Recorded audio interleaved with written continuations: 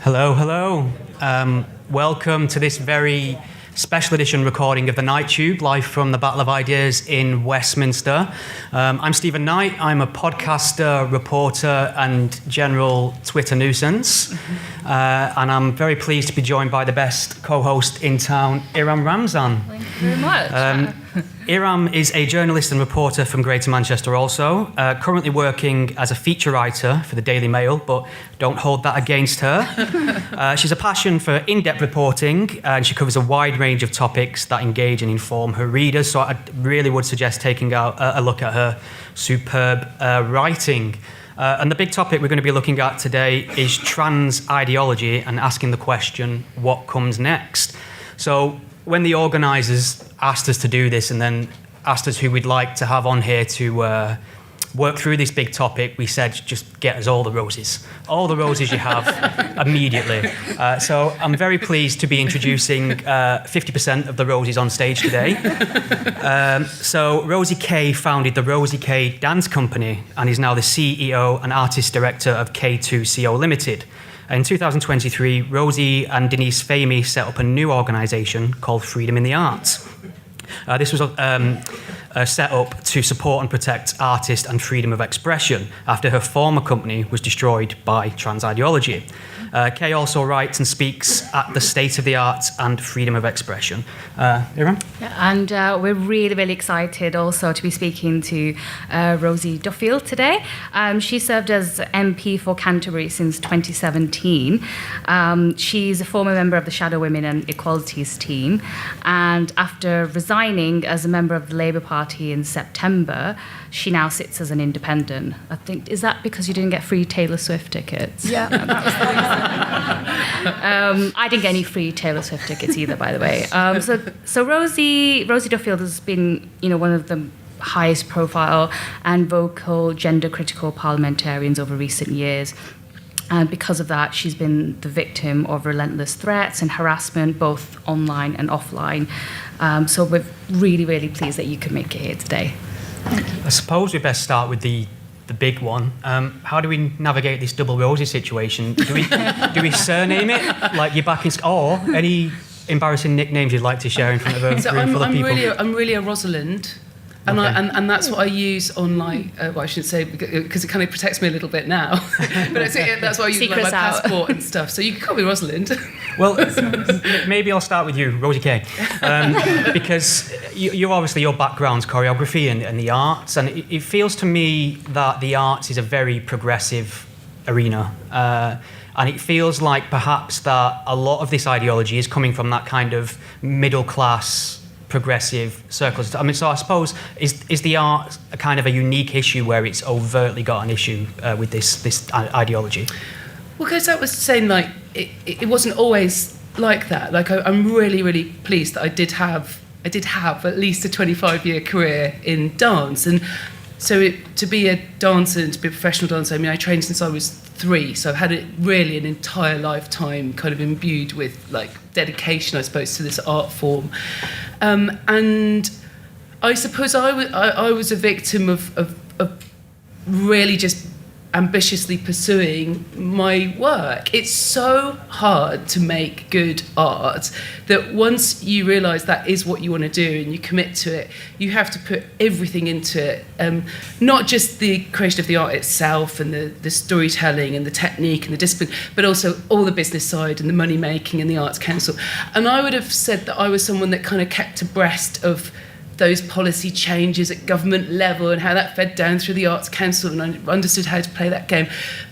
But certainly around 2015, 16, I suppose, because I had a baby, I was touring the world, I may have missed how this ideology was going from being something in academia, which I'd witnessed and seen, and it was building into the mainstream of the arts. And you're absolutely right. I mean, when I resigned from my own company, I was hoping that I might make a stand and it might draw attention to the bullying and the harassment that women were getting, particularly for just stating the basic facts of biology, and also the protection of women's rights against violence in places like hospitals and all the rest of it, hospitals, prisons, and single-sex spaces. And so I think I left, and I was genuinely quite optimistic about 3 years ago that we could hold it back.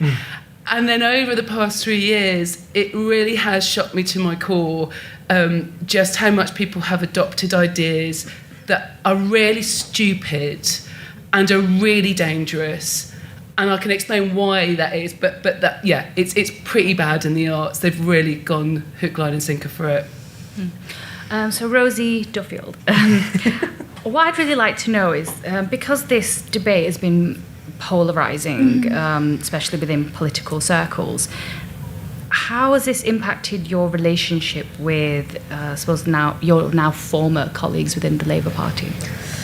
It's been really unpleasant. And I mean, Rosie and I are friends, and we talk about the sort of similarities between the arts world and politics. And just as politics looked as though it was kind of shifting in the right direction, the arts was getting even worse, wasn't it? And we were just kind of going, okay, so one area is getting a bit easier, and that's also linked to the arts, and her area was kind of getting worse.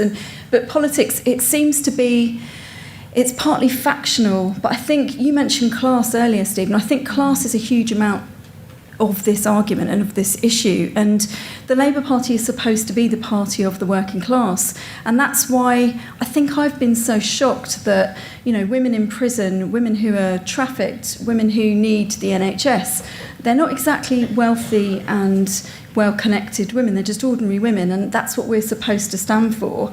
And I think there is a link there between the more sort of, I think the more almost the more wealthy and the more privileged you are, and that goes for politicians individually, the more connected in you are, the more captured by this you are, because it isn't going to affect you personally. Yeah. So it's a clumsy way of saying, but I think all of these are kind of tied in together. Yeah. And I'm not saying that everybody in the arts is privileged. We're supposed to be making it accessible to everybody, and that's the same with politics. And I really felt like I was an ordinary woman who came in. A lot of my colleagues, the ones that seem really captured by this, were all friends at university. They're all in the inner clique, in the inner circle of the Labour Party. I was never that. I was a single mum working as a teaching assistant. I came in and I feel constantly like I'm always the person who says that the emperor's naked. Yeah. And I still feel like that about things that the Labour Party and politics and the House of Commons is doing generally. I'm going, hang on a minute. And all of the time that I feel a bit outside of that, I'm always going to do that, because I still feel that I am an ordinary person and I am like my voters and I'm representing them. And I think if we get too steeped in our own worlds, that's when we stop seeing it for what it is. Did you find, just very quickly though, did your fellow Labour MPs, did they come up to you and show you support, or did you find that was lacking? Some have sneakily done that, and I've been in secret WhatsApp groups with women who are mostly now... Secret turf groups. Yeah, secret turf groups. They're mostly now all front bench, very senior shadow cabinet, government ministers and government cabinet members, and so they've never spoken out publicly because they knew that was the way, everyone's seen the way I was kind of cancelled. I've never got a job. I mean, for example, I don't talk about it often, but I could do a job in the DCMS department, which deals with roses on my head. It's what I've always known. That's probably the thing I know the most about. I've got lots of creative people in my constituency. My partner is in film and television. I know that area, but I also know I would never get offered a job in that. And people who wanted those things kept very quiet. That's really interesting. I mean, I wonder what's kind of scaring these people then, because it feels to me, and I suppose we're all in our own little echo chambers in a way, but it feels to me like the general population is kind of on side that this is a bit of a nonsensical worldview, yet politicians are so terrified of talking about it. So who are they afraid of? Because if it's not the average voter, what stops them from speaking up? The people who make the decisions, the establishment, the people that work in Number 10 and all of those people, and they are the kind of people that used to work in Keir Starmer's office when he was opposition leader. They're also involved with the socialist Labour societies like LGBT Labour, who've repeatedly called for me to be cancelled and banned and thrown out of the party. Party and things. All those people are all linked in together. They've all joined the party at a very young age. They all went to university together. They're all friends. They're all based in London. This is their world. It's their social world, their career world. And I've come from completely outside of that. And I think I've still got a good connection with ordinary voters. Rosie talks to ordinary people who go to, you're trying to make your arts organisation as accessible as possible. When you've got that direct link to ordinary people and that you're right, you say that they all mostly think this is rubbish. It's true, but I think if you are removed from that and you're in your own tiny bubble, you don't see it. So you'd rather cancel someone like me and Rosie, even though it seems as though you're ignoring the public. I don't know. It's a weird one. So, Rosie Kay, I think as well, it feels to me we live in like an ultra-progressive society now where female empowerment's very much on the agenda everywhere you look. The big corporations claim to be empowering women. I mean, I imagine most of it's just lip service, but it feels like female rights are very firmly on the agenda in mainstream circles. Yet it seems like on this issue, the people who would declare themselves as feminists or champions of women completely go missing and would rather side with the men who say they are women than actual women. So, I mean, is this a problem of feminism? Because it seems to me like the feminists who are making the most sense on this are the old guard, you kind of Julie Bindels in the world who understand what things were like. Has modern feminism got a huge problem with this issue? Well, I suppose I'd possibly disagree with you that female empowerment is improving. It seems like this is actually really quite a very well-organised, very top-down, very slow, secret, strategic effort to dismantle women's rights, actually. And I think what you're seeing is a bit of kind of distraction technique on the surface that's about possibly how you present an advert on telly rather than actually what are you doing from the bottom up.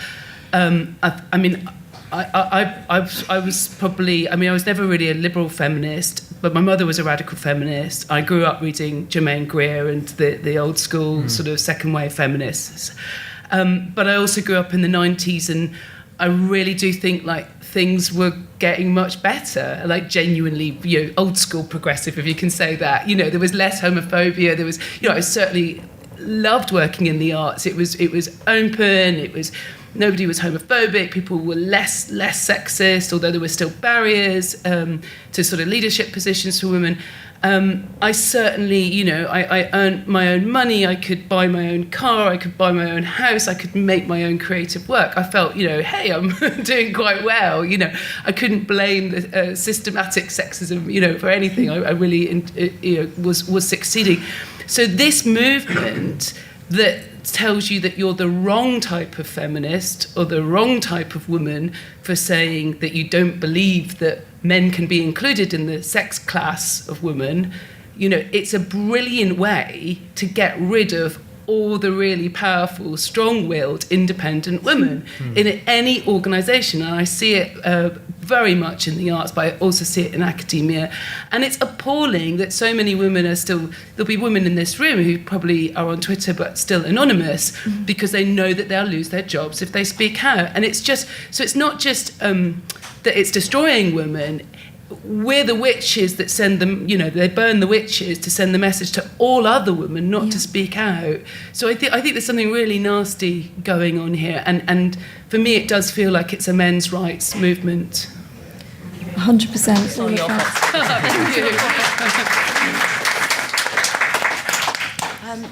Rosie, you've been vocal about the importance of preserving women's spaces.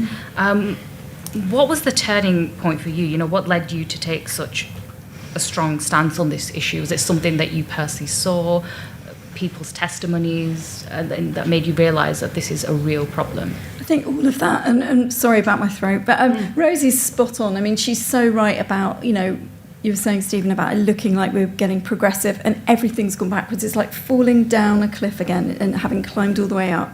And that's what's so exhausting and annoying. And I guess it's having always watched feminism and just seeing everything going backwards. And I was keeping an eye on what Julie Bindel was doing and my friend Alison Bailey, who was doing lots of sort of court cases on this. and I was kind of keeping an eye on Posey Parker and all of those different players in the fight, and thinking at some point I'm going to have to be really brave. But I knew what was involved. I'd seen people being cancelled. I'd seen Graham Linehan and what he'd gone through, and nobody wanted to be in that position. And so my first kind of public sort of statement of it was liking a tweet by Piers Morgan, because it was a jokey That'll tweet. do it. And I thought, well, it was a joke. I mean, so I thought, you okay. liked a tweet by Piers Morgan. That's just Well, that's controversial in it. Honestly, I know, wished I'd known this ahead of time, to be honest. This is new information. But he was making a joke, and I thought, okay, now might be the time. I like his tweet because he's doing a light-hearted.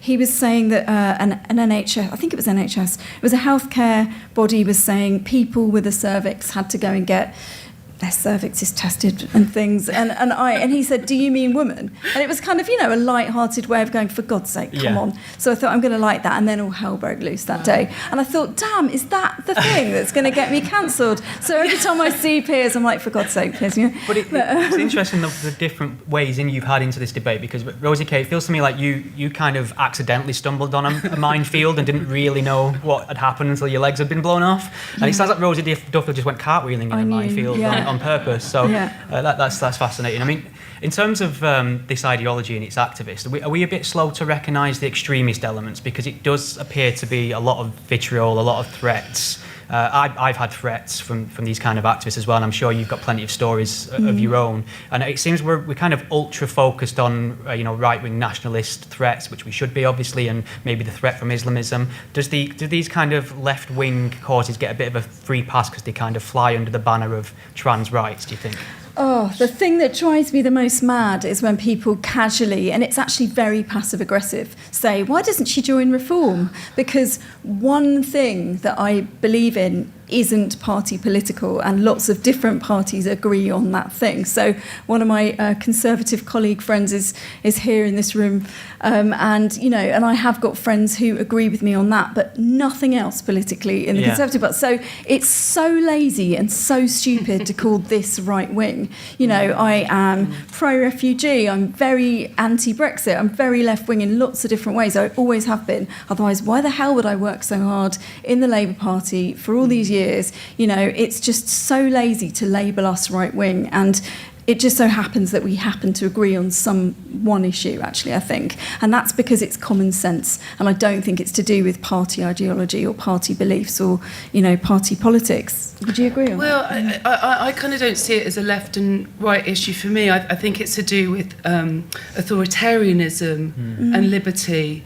And we're finding it hard to make those arguments, although we're all here, and we are finding it easier to make those arguments about what the importance is of free speech, of freedom of conscience, of freedom of expression. We are finding those that we've got to really defend those values against anybody that is trying to shut things down. And I think I was really disturbed when I saw how there'd be those people dressed all in black with black masks.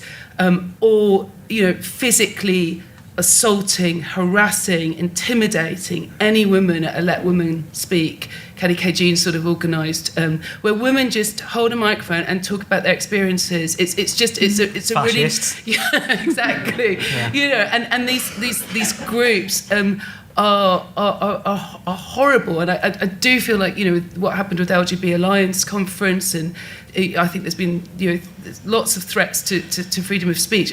It feels like a sort of form of domestic terrorism. It feels there's been talk of two-tier policing. It just feels like there hasn't been any crackdown. There hasn't been any stopping of it.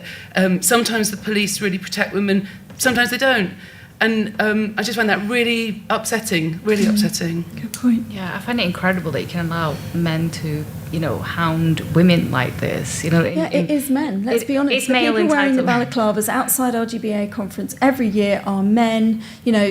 Sadly, some are very young, and it's really distressing to see that, because you think, well, who's got to you, and who's kind of, and I don't see the difference between those men yelling at women and the Andrew Tate kind of yelling at women online. They would say that they're nothing to do with that, because they would say that they're progressive, but no, they're not. They're still hostile and aggressive towards towards women. There's nothing progressive about that. I think what they have in common is that male entitlement, and it's just another form of misogyny, really. And misogyny is, let's face it, the hatred of women. It's the hatred of what we're trying to do, that we're allowed to meet together, that we're allowed to speak, that we're talking about our ideas. And you can feel that hatred when you're around those people. How do we encourage people to speak up a bit more? Because it's great that this is what you two are doing, and I'm sure it inspires a fair few people, but there'll be a lot of people watching and thinking, I don't really want to go through what these two people have been through, and you could possibly forgive them. Because, I mean, I've been at loads of events where there are younger women, and I've seen a couple that I know here, and I'll say to them, for God's sake, before you speak out, just careful, because you want careers, you're at university now, let us do it, because I've already been cancelled, and my career is dead before it even starts in the Labour Party or in Parliament. I'm never going to get offered a ministerial job or anything like that, and I don't care, you know. But I do worry that younger people, or people that don't have, you know, the backing that I've got, and I worry that they'll get cancelled. So although I want to encourage people to speak up, we've seen what happens to women who don't have the resources to fight these court cases necessarily, and it's exhausting and it takes over your whole life. So I don't know, I want people to speak up, but I also want to protect them. So we're trying in Freedom in the Arts. What we're doing is we're putting out our public anonymous survey for anyone that works in the arts or is an artist, and we want as honest feedback as possible. And there should be an article in the press next week, and we'll launch it. And you can leave your name and an email if you want to, but you can also I will not know who's filled it in if you leave it anonymously. And then we're going to take those findings and we're going to take it to roundtables in all the 4 nations of the UK with groups of arts leaders and artists in Chatham House rules to get them to just talk about the issues. So it's unbelievable what kind of work we have to do behind the scenes just to make sure that we've got everybody's kind of experiences, and then we take it to the people that I think they're getting paid to be these jobs and senior leadership roles in the arts, and they need to start to take seriously. In the arts, it's more issues than just gender. Gender and sex is a really big one, and it will get you cancelled. But it also includes anything to do with race, anything to do with climate change, anything to do with Israel-Palestine. You know, there's actually a whole sort of swathe of opinions that might get you cancelled. There's a right view and a wrong view. There's a right view and a wrong view, and woe betide you if you even question any one of the right views. Never mind have a different view. And we know that arts leaders are worried, and they feel that there's very little leadership.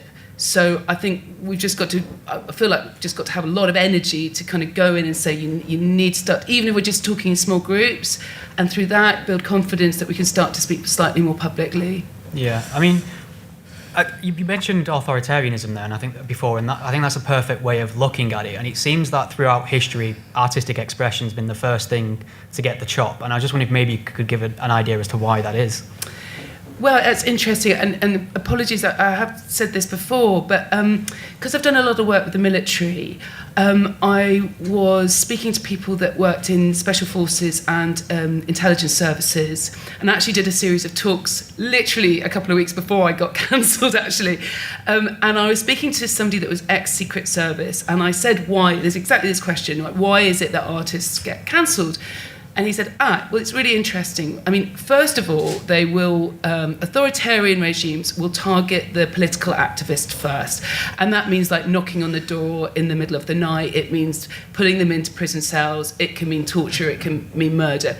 The second people they go after is the artists. And that's because, not always, but you tend to be free-thinking, independently minded, and you tend to be challenging the status quo. And he said, what we do in secret services is we monitor, as soon as we start to see if artists get cancelled or banned or smeared, harassed, before all the kind of really nasty things like when the police come and knock on your door, we monitor that because it's one of the first signs that a regime is becoming more authoritarian. So he said, we're used to studying this in volatile regions of, say, the Middle East or Africa. We're so not used to seeing this in the West. This is new to us. Wow. So here's something I found out quite recently. So the number of people applying for a gender recognition certificate in 2023 to 2024 was 1,400. And a decade ago, it would have been 200. And that's because under the previous government, the fee to obtain one was reduced to £5. Yeah. Do you think then the GRC's become this access all areas pass, and do you think the numbers will soar? To a degree, yeah. But I feel, you get a feeling of zeitgeists in politics. It's basically what you have to respond to and what you have to have your radar looking out for. And this feels like, people have called it a social contagion. It's basically a trend. You're not telling me that everybody in a particular year group in school suddenly all woke up and decided that they were in the wrong body. I don't believe that for a millisecond. This is a contagion. It is a trend, if you like. And so, I don't know, that might go up, but also it might go down again, because I think people are realising, a lot of my gay friends are really terrified that this is basically the new homophobia. And obviously as a straight person it's difficult to talk about that, but it feels and looks like that, because friends who would have been completely comfortable being out and, just gay, and now seeing kids that they think are probably going to turn out to just be gay people, wanting to be changed, wanting to fit these norms, so that if they're... I've had people... Canterbury's quite a sort of religious place, it's quite a Christian hub, obviously, and I've had people admitting to me secretly that they would be more comfortable with a straight trans child than a gay child because of their church and things. And I know that those are things that are at the moment pushing people forward to get those certificates. If you are an adult, then you know that that is where you are, and you need one of these certificates, and you will never feel right unless you get that. Fair play to you. But I think if you're a teenager whose brain hasn't even finished growing, you've got to have the time to think about these things, and that's where the Tavistock Clinic being shut down and these conversations taking place is really urgent, actually. Yeah, Rosie Kay, looked like you wanted to say something. Oh, sorry. I was thinking. It was a really strange piece of legislation back in, I think, 2003. The gender recognition reassignment legislation, and I think the interesting history of it was the person that saw the long-term consequences was actually Neil Tebbit. It was really interesting because what it did in the early 2000s was it created a legal fiction. And people understood that it was a legal fiction. People didn't take it actually literally. And so something has changed in those intervening years, and I think there's lots of reasons around that. There's winning the right to have gay marriage, left a lot of the LGB charities without a mission, and so included the T at the end and gave themselves a new mission. And then that piece of paper, the gender GRC, is now no longer a legal fiction. It's reality. And I know that I was at the For Women Scotland talk yesterday that that's being challenged. That if just holding this piece of paper says that you can be in any single sex space as the sex that you weren't born with. I think that's the real worry. And it feels like there's a lot of clumsiness now around the Equality Act 2010. Yeah. There's people asking, can we put biological sex and the sex protected characteristic? And it just seems like there's what started off, I think, as a good idea has there's always this law of unintended consequences that I feel though it's been hijacked, and what should have been a kindness to a minority actually now could have a big impact on lots of normal women's lives. Yeah, absolutely. Yeah. So, Rosie D, I was thinking, at the time when you were in the Labour Party and I would imagine you became a bit of a headache for certain people within the party, to put it mildly, for noticing the difference between men and women. And I was just wondering, at any point, did any of the leadership or anyone kind of pull you aside and try to have a quiet word or tell you to tone it down? For about 4 years, Keir Starmer was asked if we'd had a conversation. After the first, 6 months, a year of being asked if he'd talk to me, if I were him, I'd have gone, for God's sake, get me a meeting with this woman so that I can shut everyone else up and say, yes, I've met with her. But he didn't.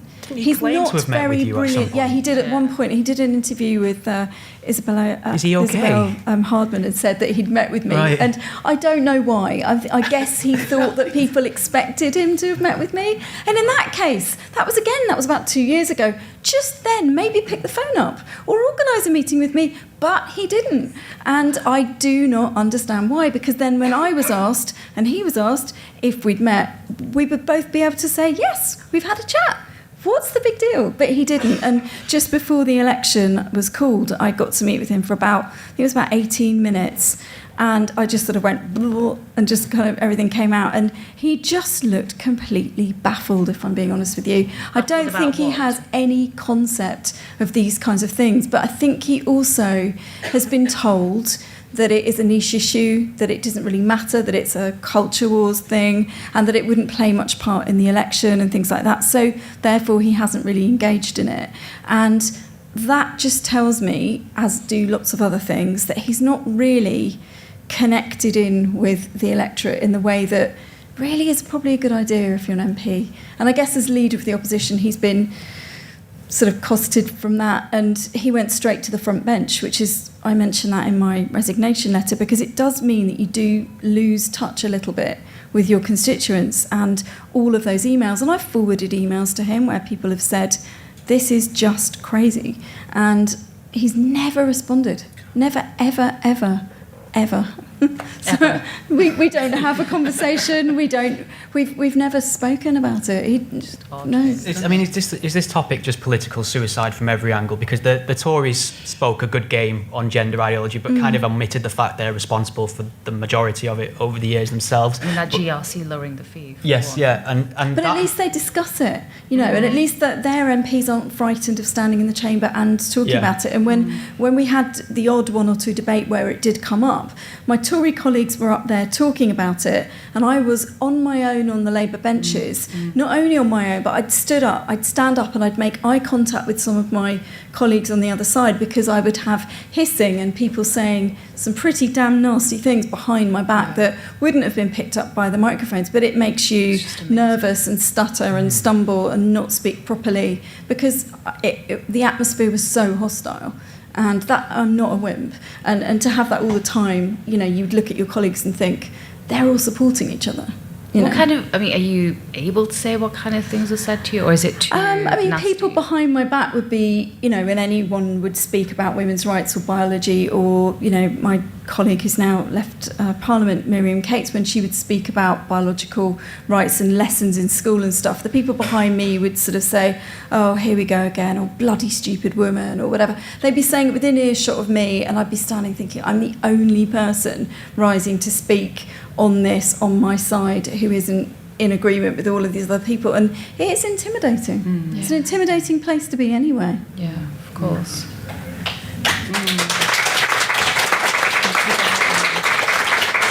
I mean, keeping on the really exciting topic of politics, what does a new Labour government mean for this issue? I mean, it seems to me that just before the election, Keir Starmer was kind of making semi-sensible noises on the issue. I think he got backed into a corner a few times on the definition of women. He seemed to backtrack a little bit, deer in the headlight moment. And I'm just thinking, Rosie Kay, do you kind of take any interest in the political position on this, on what does a Labour government mean to you on this? Oh, gosh. Can of worms? Is that can of worms? Well, I really did try to stay optimistic. I really did. And I suppose the past sort of 100 days or so haven't been the best. I do think there are some amazing individual politicians, and I do know that there are some inside the Labour Party that really, really, really get this issue. It does seem like there's a lot of groupthink still going on. I don't think it's going to make my life easier in the arts over the next few years. So I guess I'm kind of looking at where we need to be in 4 or 5 years' time. But I'm really worried that everything will just get more and more embedded. But then on the other flip side, lots of strange fashions and fads, it could evaporate and everybody will pretend that they knew nothing about it. I mean, that's the reality. What people are going to do is they're going to see the tide turning, going to understand that it's turned, those that are in touch with their constituents, and then they're going to pretend that they agreed with it all along. So I'm just a kind of consequence. I've been let go and I've been cancelled and they don't want to talk about me because I'm the difficult one. But the reality is it's not just the politicians you see standing in the chamber. The people that make the policy and decide on it, they're the ones, the young people really, that are very kind of captured and very on this side. And, so one or two individual politicians, it might look as though we've got more women at the front, we've got individuals who've been given jobs, but they're not going to change this, I'm afraid. They're not going to get through. The people that make the policy, the people who have the keys to number 10, they haven't changed their opinion. And I know that because of the way I've been treated consistently for kind of certainly 4 or 5 years, but that's not, the culture isn't changing. The people that they hand-picked to be the MPs this time around, the people that they chose as candidates, there is no way in a million years that an openly spoken, gender-critical woman would have got chosen as a candidate. And I know women that were blocked from doing so, and people who had similar views to me, who were stopped at the last minute, and there was all these excuses about why they couldn't stand. So that hasn't changed at all, I'm afraid, in the Labour Party. I wish it had. Right. Well, I mean, we're having this discussion at a very interesting time because next month, the Supreme Court will be ruling on basically what is a woman. Yeah. And it's all to do with this 2018 SNP law. I know it sounds ridiculous even saying it. It's ridiculous. There's a sentence I never thought I'd have to say, but so there we go. That mystery's been given the attention it deserves. So 2018 SNP law to improve female representation on public boards used the criterion of anyone living as a woman, whatever that means. Yeah, what does that mean? And the campaign group For Women Scotland took the Scottish Government to court, and the judge Lady Haldane ruled that sex was not limited to biological factors, and included anyone with a GRC. So now matters have escalated, and the Supreme Court President Lord Reid, I think he was interviewed in the Times not long ago, and 4 senior judges will decide on this. But most legal experts, they predict that they will just uphold the Haldane decision because they have little choice. What do you make of that? Do you think they will uphold that decision, or will something change? I mean, we've both probably got friends that have been giving evidence to the Supreme Court. I've got some very senior legal friends who I know have been involved in that, thank God. And most of them are sensible, ordinary people who know the law and understand the law and understand what a woman is. But it is deeply terrifying that we joke about it, but it is also really scary because self-ID is the problem. For most of us, and with the law, it's so woolly. And the fact that, anyone who says that they are a woman can be one and be treated as one. And I think the law is the most important issue here because you've seen people who rape people and rape women and then go to court and decide that they'd like to self-ID, and then the newspapers and the courts are then referring to them as a woman.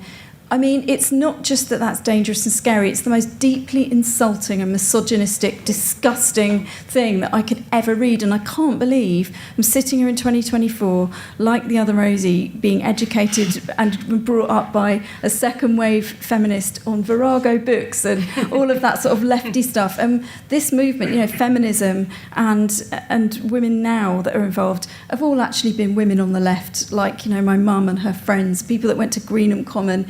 So again, the fact that we're all being called right-wing extremists is pathetic. But all of it, it's all tied together. And I think it is so important what the court does. I mean, we're all just hanging in there. And there's parliamentarians, including one of my friends from the Lords here. We're just working on this all the time behind the scenes. Our little legs are paddling under the water all the time. Yeah. Are you hopeful, or are you? I don't. I think we've been through enough the last few years to know not to be too hopeful. But also, there's a bit which you think common sense has got to win. It's got to. Otherwise we're all doomed, aren't we? I mean, common sense has been quite short in supply recently. Yeah. Otherwise, we'll just have to keep going. We've just got to keep fighting back. Rosie Kay, do you have any reason to feel optimistic about the direction this is going in now, or is it more is it an emotional roller coaster, just peaks and troughs? Do you know what I think? Then there's people in this room actually. Like we're getting much stronger, much more confident, much less scared. Actually, I don't care. I don't care anymore. It's just like too vital. It's too vital for our daughters and our granddaughters and our sons, actually. I don't want that world where women have no rights and don't actually legally exist. So if it's a bad decision, hopefully there'll be more press coverage as there was, say, for example, like the hate crime bill that the SNP brought in April, suddenly there was a huge amount of press, and J.K. Rowling's amazing tweet threads sort of destroyed it on day one. I mean, that was incredible. But, so if we don't win, then I think there'll be a lot of press, and I'm absolutely certain they'll appeal. True. Just touch on something there that I wouldn't mind picking up on, because historically, before Elon Musk took over Twitter, a misgendering or a turfy opinion would be an instant suspension or block, and that really stifled the conversation in what's essentially become the town square now. And for all whatever criticisms you might have of Elon Musk, that's one thing that's now thriving on social media, these gender-critical opinions. Notes now. Yeah, and community notes on certain posts that are misrepresenting gender and things like that. So I'm just wondering how big of an impact has social media played on this in terms of a negative and a positive, and how do you do the accounting?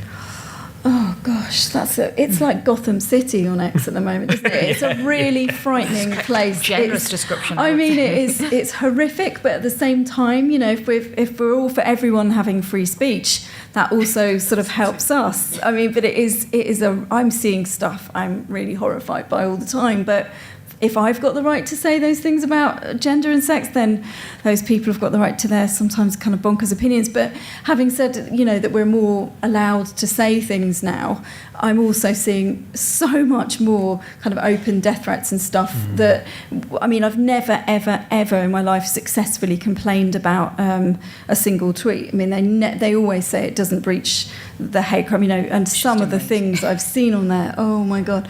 And funnily enough, some of the death threats against me and Joe Rowling and stuff have been picked up by other agencies like the Crown Prosecution Service, rather than me complaining to Twitter, and have ended up in court. So it's kind of a weird free-for-all, and I'm not going to stick around if the block thing goes back, because I don't need that in my life. Yeah. Life's too short, and no thank you. I don't know, if anyone is not aware, Elon Musk, I think in a very desperate attempt to get more revenues, removing the block feature on Twitter, so I don't know, maybe we'll find out. There's no way. I mean, women like me have blocked people who basically have said unspeakable things about us. I blocked 12 people before breakfast. That's my thing. I mean, I can't see that. I can't see that stuff. And politicians are all on our own. We don't get, some of the security services monitor social media, but nothing's going to happen to those people. They can just say whatever they like. And there are various hashtags about me that I just never want to see. Thank you very much. And it's not going to enhance my life in any way. So I mean, I think a key component of free expression, I suppose, is the right not to listen as well. You can, absolutely. It's the equivalent of stifling your own ability to see something rather than closing down someone else's speech. Yeah, but absolutely. I just thought I'd check with our tech wizards at this point if we have the facility for some audience questions. Is that a possibility? I'd just like to say, I know a lot of you will, be very keen to share your views and ask questions, but please try and keep them as concise as possible so we can get as many views heard. That was very polite earlier. She said if you go on a monologue, she'll throw you in the Thames. So just keep that in mind. But this lady at the front, please. So I did not mean to assume your gender there. I am definitely a woman. Is this on? Yes. Yeah. All right, so question for Rosie Duffield. You said that some of your gay friends had said it's the new homophobia, basically transing away the gays, I think the term, isn't it? I read in the Telegraph this morning that Labour are very much still planning on pushing through the conversion therapy bill in its entirety. I just wondered, as someone who is now an ex-Labour MP with insight, do you think that there's a real appetite for that in Labour, or do you think it might get kicked into the long grass? I think it was always going to happen. Yeah. I think there were lots of really lovely, well-meaning Labour women who were activists who were saying, no, we can talk to them and we can get it watered down, and we can explain to people that just asking your child if they needed help or trying to talk to them you weren't stopping them from being trans if that's what they were. I think that nuance is dead and gone, and I think the people behind it on the Labour side, behind the scenes, not necessarily individual MPs, were always determined to push this through, and it was always going to be the same. And I wrote in my resignation letter the reasons why I was leaving and what had pushed me over the top, but that's one of the things that I've known. So there are some brilliant, well-meaning, gender critical, for want of a better word, Labour MPs, but I'm afraid they haven't won this battle in Labour, in the HQ, in the kind of party as a whole, and it will go through, I'm afraid. I'm absolutely convinced. And you're right, it is part of transing away the gay. This lady in the... Should we have 3 questions in a row, and then we'll throw them to the panel just to get through a few, if that's okay? Are you going to say Thank who you are? Yes, I'm Anne Jenkin. I'm a Conservative member of the House of Lords, and I would like to say what joy it is to work cross-party on all of these issues, and also with all the women's groups. I would like to give them a shout-out because they've been incredible, and before we all stepped up, they fought these battles all on their own. On the Conversion Practices Bill, there's a big campaign going on, and James S. has had a letter today with a lot of signatures, and we do have a plan, but I have no intention of sharing it today. I have to say, Anne is one of the heroes behind the scenes who does get parliamentarians together, educates people in the Lords and the Commons. Thank you. And she's very shy about blowing her own trumpet, but she deserves a bit. Gentleman at the back. Gentleman at the back with the flowery shirt. Yes. Hello, this is to Rosie Duffield. Now you have been liberated. Will we see you at this month's Standing for Women event organised by Kelly J. Keane at Reformers Tree? I don't know, I haven't been invited to that, and obviously I've got security issues about going to events outside. I have nothing against Kelly J. Our politics seem quite different, and I know that the gender critical feminist movement is split about her, but I have met tons of ordinary women who support her, who were piqued by her, who got into the movement by her, and I'm not remotely snotty about those people. I don't think they're all bigots. I don't think, there's lots of horrible kind of silos on Twitter. You're either, like we were saying before, you're the wrong tribe or the right tribe. I just think these are all ordinary people, women who want to talk about I think you've got rights. more in common. I mean, she was a Labour Party member. She's not very keen on me, I don't think. Ironically. I don't think she's like keen on me. But I think you can admire people and not necessarily want to be friends with them. And that's something I've sort of learned at quite a late stage. You can really admire someone, but you absolutely don't have to that. And be pals undoubtedly, with she's them. done an awful lot in this movement and in this space. And I'm never going to try and take. And you that don't away have to be from her. invited. I've never been invited. I've gone along a few times. I'll think It's good about it. fun. You meet some new friends. I have. There's a couple in the room that I'm friends with, and a couple who've left from the last event. So I've got it's so a many good event. turfy friends. Honestly, it's brilliant. Me too. There's a lady here at the front with the curly hair. I am The wary of lovely using curly hair, yeah. the wrong pronouns. Iram's treating this like a game of Guess Who. That's the problem. I feel like David Dimbleby. Hi, I study at the University of Bristol, and I'm in my final year, but quite recently, in the time I've been there, the student union shut down its own feminist society, Women Talk Back, because they, heaven forbid, decided to exclude people born male from an event talking about rape and sexual assault. The president was forced to step down, banned from positions, and the society had to undertake a disciplinary course about DEI, and now no longer exists. Wow. Woe is me. But I think it was interesting what you said about, letting potentially, making sure that younger women and girls don't necessarily get so involved before a career can kind of happen for them. And I do sometimes, I guess in my more selfish moments, think about that. But at the same time, I also see a lot of my peers and fellow young women who just don't care about this. And I simply don't understand, especially after what I just described happened at Bristol. I'm like, if that doesn't radicalise you, for want of a better word, what will? Everything about your identity is at stake here. And so, fine, I may not be able to stand on a soapbox for the sake of a hypothetical career, but what can somebody like me do to incentivise other young women to join forces with me on this? Brilliant That's a question. good one, yeah. And that could be to either of you, actually. No, I agree with you. And I think, like, a big part of me is trying to save the institutions and try and find the good people who are going to listen and stop this rot going any further. But the other part of me is like, we're going to have to set up entirely new institutions, new arts organisations, new women's groups. So I think, speak to any of us, I can introduce you to some people in the room. The more we link together and we talk together and we meet together, the stronger we are. And I 100% agree with you. We can't just allow younger women not to be part of this, and I don't know quite. I mean, this is it. We need to talk to you because we need to find out what is it they can't hear, what is it they can't see, and why do they think that they're on this kind of, I hate the phrase, right side of history on this. And then, I mean, I've found young women to be incredibly hostile, and I'm just trying to ask the question, like, you know, explain to me how you think that humans can change sex. Like, explain to me, what's the evidence? Show me. And just planting those questions in young women's minds, as well as sort of showing the consequences. I would be asking your advice as well. Say, how do we do this? I think there's a couple of points there. Age is a really interesting kind of, I think younger people, a friend of mine is a very well-known journalist sort of in this space, and she says that she'd noticed that her kids, our kids are around the same age, early 20s, kids about that age and younger are going, this is all a load of rubbish. It's the people in their sort of late 20s, early 30s, Owen Jones, who are really, really captured.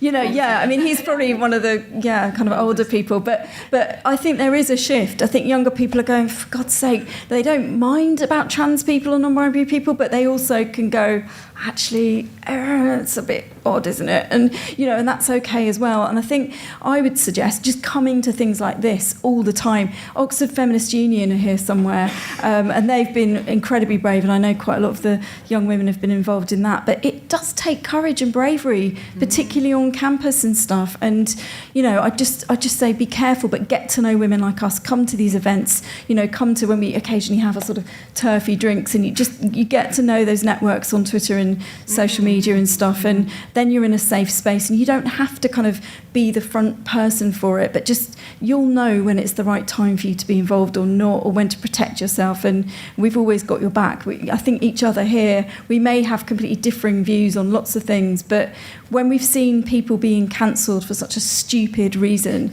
you know, we have all got each other's back. And this seems to unite lots of us, even though we've got different views on different things, and that's been really nice to be involved in, actually. It's also another reason not to lower the voting age as well, by the way. Any more questions?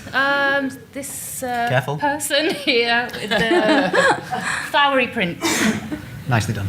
Hi, Rosie Kay, you mentioned the... Do you mind introducing yourself? Hi, I'm Lucy Marsh, I'm from the Family Education Trust, and Rosie Kay, you mentioned the legal fiction of the gender recognition certificate, that they don't have to have any hormone changes, any surgery to basically change their birth certificate. Isn't the only way now to actually stop this crazy gender ideology is to scrap the Gender Recognition Act? Because, while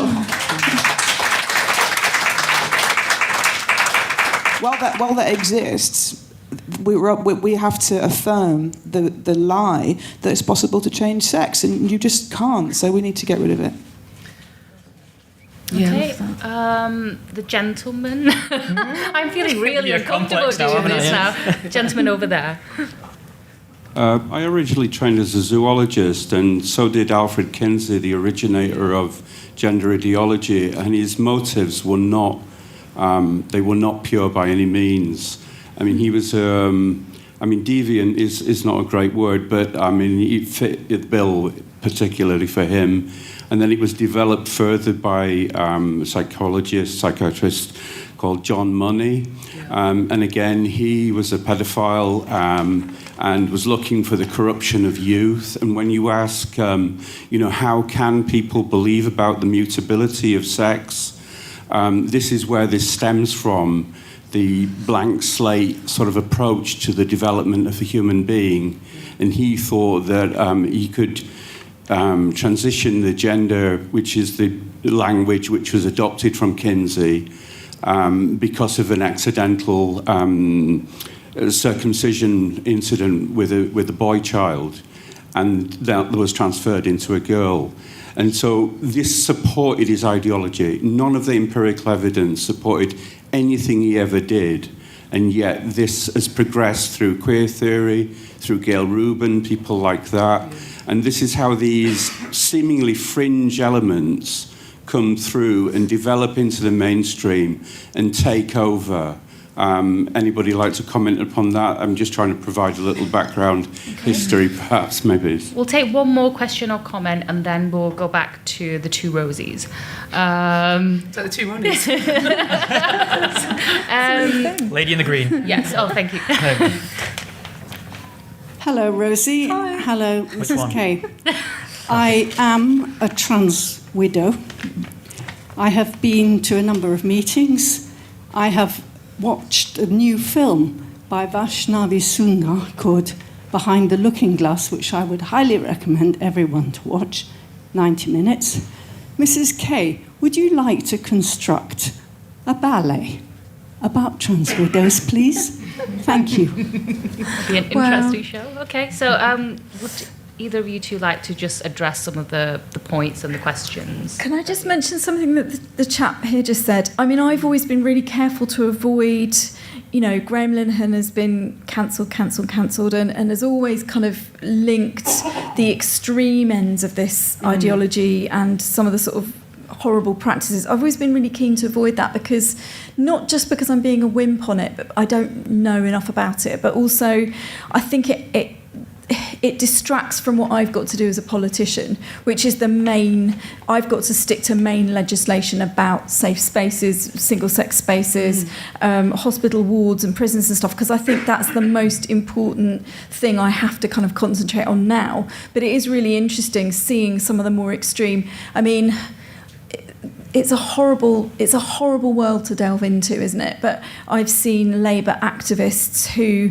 I've formerly been friends with, who then turn into people who want to kill me, and lo and behold, it's horrid. But a couple of months later, someone will expose some kind of horrible photo of them dressed up, and you just think, okay, there's more to this, and it's an area I don't want to get into or profess to understand, but there are definite extremes, and you have to question, I'm afraid, at some point, why so many older, middle-aged men are hanging out with much younger people and persuading them that they are the person to give them advice on sex and gender. You've got to at least at some point go, is this healthy? We saw this character, Sarah Jane Barker, outside the LGBA conference last week with some children who looked so young, and they were confused and distressed children with their cockroaches and their whatever. And I just thought, they are not bad human beings, but this person who's been in prison, has cut their own bits off, who stands up yelling they want to kill women like me, that is a bad person. Why are they allowed near these confused kids? And there is an element of that, I'm afraid. It's horrible, and I don't know enough about where it comes from, but I've got to to keep sane, I've got to concentrate on the law, really, for me. The film, I still haven't watched the film, but yeah, there should be a ballet, shouldn't there? And can you imagine what that would look like? It'd be very That'd be entertaining, wouldn't it? Quite interested in looking at detransitioners as well. So Yeah. I think he's a. Well, I mean, I got cancelled because I wanted to make Orlando, and so my absolute stock and trade is the body, and how we transform the body, and then the body on stage, how we view the body. The body can express such complex emotions, desires, feelings, but also it's a symbolic. We read bodies as symbolic, and so there's something really, really fascinating about this entire movement, and it's the disembodied nature of it that I think we do struggle with a sense of ourselves, our souls, our bodies, our material reality. It's humans have long grappled with this kind of being in the self and also being in our consciousness, and this movement absolutely tries to pull those two things so far apart. I think the trans child is one of these vital kind of parts of the equation that says this is a real thing. And so we need to trans those children to prove that these older men were always true trans. And then we've got these vulnerable women that probably would have had eating disorders 10 or 15 years ago. It's very similar sort of hatred of the body, and particular hatred of the sexed body and sexuality that 100%. Burgeons through adolescence. So we have different trans identities under that horrible thing, the trans umbrella.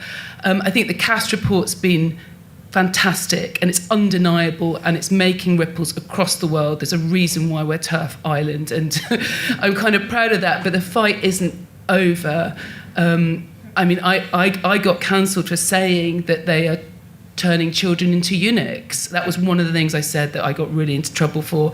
But I think it's true, because when you take puberty blockers, you don't just stop the development of your sex characteristics, you actually stop the development of the brain.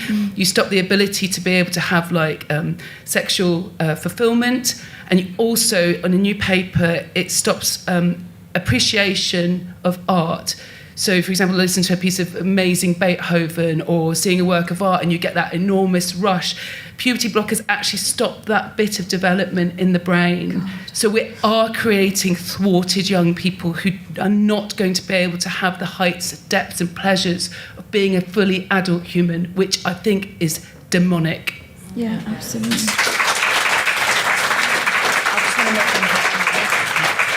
I'd just like to make one quick point, and then we'll go back to the audience. And, I think this has just been one of the greatest scandals of our time, the experimentation on young children. And, we always talk about safeguarding young children and protecting children. So why has this been allowed to happen? Why are we not... we always go on about protecting children. Follow the money.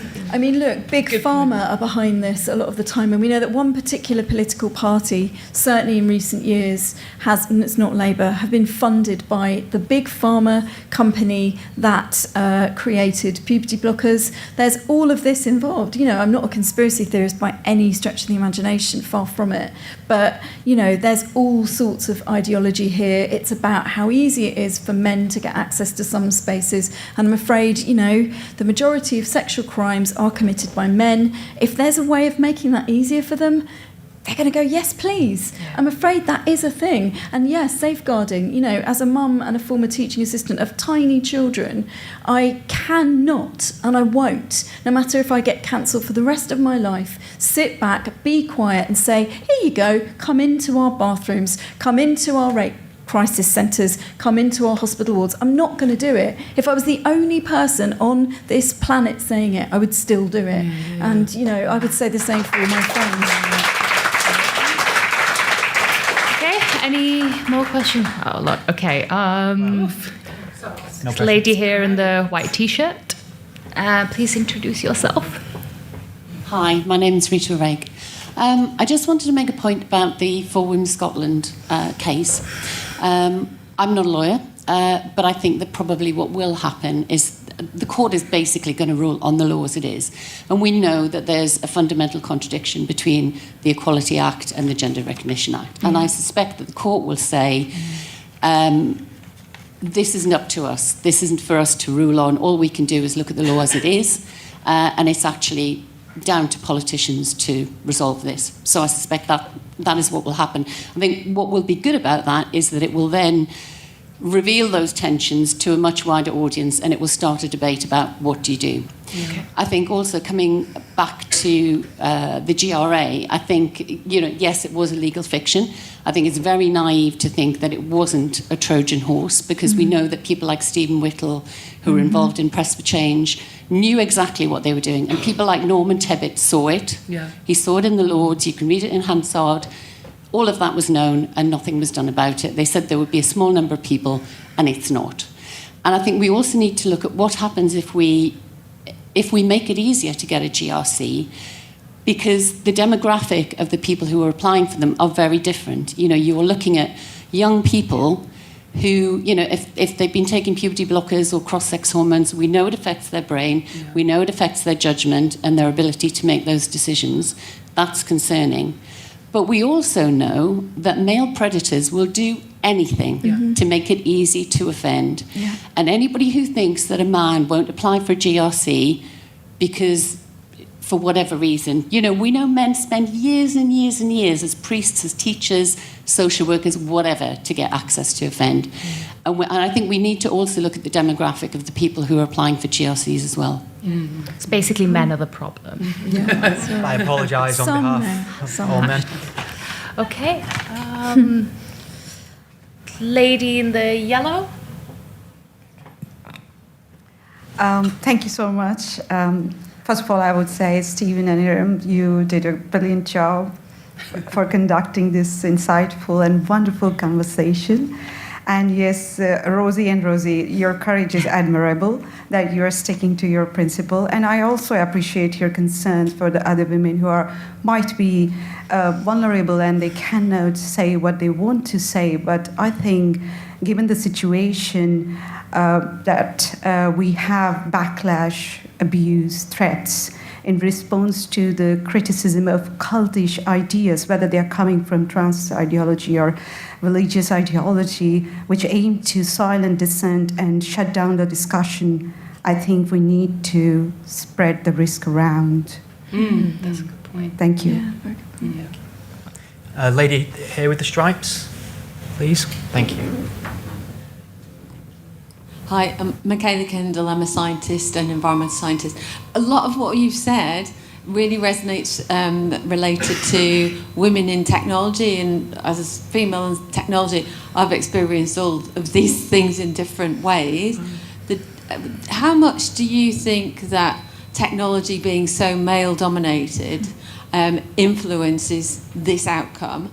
And just in terms of policymakers, one of the key things I've found is the resourcing of men in science allows more men to be there, and therefore, and they're judging it through peer review, who gets funded, and therefore it strikes me that that is one way to get more women in there and have their opinions considered. So it relates a little bit to a previous question as well. I didn't go straight into transgenderism, actually. I first started with exploring transhumanism, and that's really worth having a look at. There's a man called Martin Rothblatt who was on the front cover of, I think it was Time magazine, as the first female billionaire. He's trans. He's an absolute billionaire, and he's invested so much money into this ideology. He wrote a transgender manifesto in 1995. It's only about 100 pages or something, and it's really worth the read because it absolutely is the blueprint of using transgenderism to move into transhumanism. And then if you look at, say, something like the Denton's report that then pulls it into all the smaller countries and gets it into the politicians' inboxes, going particularly through young politicians. Martin Rothblatt, I mean, it's really interesting but they're ultimately going to try and sell our bodies and particularly our fertility back to us. And that's a really bonkers thing. So I think that's why women's rights need to sort of be got rid of first, so that we can't object to kind of what they want to do with how we're going to reproduce the human race and who is going to reproduce the human race. If you're interested in more, I can't recommend Jennifer Billick enough. She's got a blog site called The 11th Hour, because we're like 1 hour away from like apocalypse, I think is her logic. But Jennifer Billick's a really good American artist and journalist, and she really deep dives into the money behind all of this tech, fertility, human bodies industry. That's pretty scary, isn't it? Sorry about that. Scary. Okay. Individual right at the back with the hand up.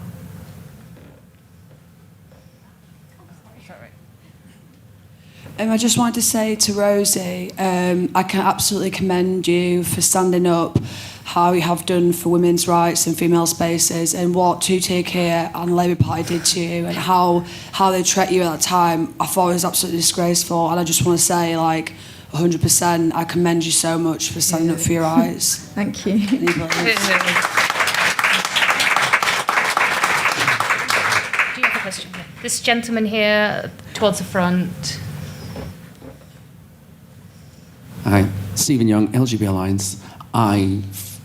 Full disclosure, I am not a woman. So I think we're all probably in the same position. The thing that annoys us most about this, or at least annoys me most about this issue, on top of all the rights that it challenges, is the amount of time and space it takes up in our lives. God, yes. Working for the LGBT Alliance, I would love to be able to do stuff on challenging the challenges of chemsex and the challenges of STDs and what PrEP means and the problems. Yeah. I'd love to be able to do that, but it takes up so much of our time. So what would we be doing if we weren't having to be doing this? That's such a good point, but particularly from someone from the LGB Alliance. What you would hope is that Stonewall and LGB Alliance and all of those groups would be able to look at some of the countries where people are being stoned to death for being gay, right? So those basic rights are still completely terrible in so much of the world, and yet here we are having to put all of our resources, the money, the time and the energy into this issue, which means that all of those people are kind of essentially on their own in a way, but these big organisations that are meant to have their back, you know, Amnesty and all of that did their bit, didn't they, for gay rights and stuff, but yeah, so much of it is being neglected because this tiny percentage of people are yelling, kicking, screaming and having tantrums at people like me. And some days I think, you know, is this the new homophobia forever? Are we ever going to go back to, you know, James Dreyfus's key speech last week at LGBT conference? Hopefully it's going to be online soon. I don't know if it is yet, but it was so moving. And he was saying, you know, as a gay man who lived through AIDS and who has a wall, I happen to know he has a wall in his room of all of the friends he lost through AIDS and HIV. And it's heartbreaking when you talk to him about that because he lived through that. And that's that fight. And to have survived that and to get here, all of that passion in him came out in his speech. And those are the kind of gay friends I grew up with who had to fight for their right to be out, that had to fight for their existence. And now they're being cancelled all over again by straight people dressing up, I'm afraid. And that is it. And that just the anger that incites in me is just huge. And you've got a point. There are so many other things we need to be concentrating on. Yeah. Time for one more question, maybe? Go on, Iram. Press it on. Really sorry. Okay. So please take this very personally if she doesn't choose you. Okay. The bearded gentleman. It's interesting because I think a lot of us lived through those the AIDS era and came out in one piece. I winced a little bit when Rosie, you called it a men's rights movement, when in fact nowadays there's a number of trans-identified females who seem to have taken over quite high-profile jobs in what was the AIDS industry or the gay male sexual health industry. Max Appenroth in Germany, Teddy Cook, who's now working in Australia, who's now working for the what's it called? UN, I think, advising on trans issues, and also there's some woman in what was the West London Gay Men's Health Project who produced a leaflet encouraging women who identify as gay men to go into gay male sexual spaces and have sex by deception. Stephen Whittle, the patron saint of the TIFs, called Lou Sullivan. It does rankle to hear you call it a men's rights movement. Apologies for that. I mean, that was quite. Was it you? I think it's because you don't know which Rosie is. I've said it too. It's just. I think it's just because from where we are as feminists, it feels like that. It feels like the same, and so perhaps I need to educate myself more about what you're going through. But there are multiple trenches in this war. Hang on, but there is also a hierarchy. There's an implied hierarchy because. It somehow about this whole movement says that men are more important. So the reason that men can choose to be women is because they're men, and the reason that women want to be perceived as men is because they can be perceived as men. Do you see what I mean? So it's like every part of this movement, whether you look at the women who want to be the men or the men who want to be women, it always puts men's rights above women's, basically. So I totally hear you. I think it's really awful, but I stand by it. Okay. I also forgot Sandy Brindley and Ruth Hunt. But it's not a denying what's happening to women, because that is in fact the canary in the coal mine that allows us to see the impending cataclysm that's in the gay male communities that so many men can't see. Okay. And I'm going to have to ask to wrap up there. Yeah. Thank you so much for all your questions and comments, and we didn't have to rugby tackle anyone. Yeah, and thanks for refraining from scattering insects around the place. I'm quite, So far. quite relieved at that. I am obliged to tell you that there is some drinks reception right after this, so you can head over to Bishop Partridge Hall, which is the real place apparently, and that's on the first. Before you head floor. off, I mean, I don't know if you would like to take maybe just 30 seconds just to summarise, your points and maybe what could happen next, very quickly. Okay, I don't know. What about the arts? Oh God, I'm off to the drinks class. Should have saved that for rookie era. Get in touch with us at Freedom in the Arts if you've got any if you work in the arts or you're involved in the arts. We'll help you, and I think it's just don't give up. Don't give up. Speaking out is super, super important. Anytime a resistance movement has gone underground, it's sort of meant that they've lost. And you can look at the sort of history of resistance movements. You've got to keep speaking out. You've got to keep being public. It's the only way for us to sort of like make sure that we don't all get sort of in the gulag. I think I would say in terms of politics, make an appointment to see your local MP. Don't just bombard them with letters that will be stopped by staff or kept by the staff. Go and ask for a surgery appointment and explain your point of view, particularly if you are gay and you feel discriminated against. I think that's, that will do their head in. And just explain that how you feel. And often they don't know and they're really terrified. But if you go and meet them and are a reasonable person and just sit there and explain how you got into this, then I think that's really powerful, because MPs then can't just ignore you as a kind of bigoted bloc that sends in emails, and that's a really easy thing to do. Thank you so much. Can we give them another round of applause?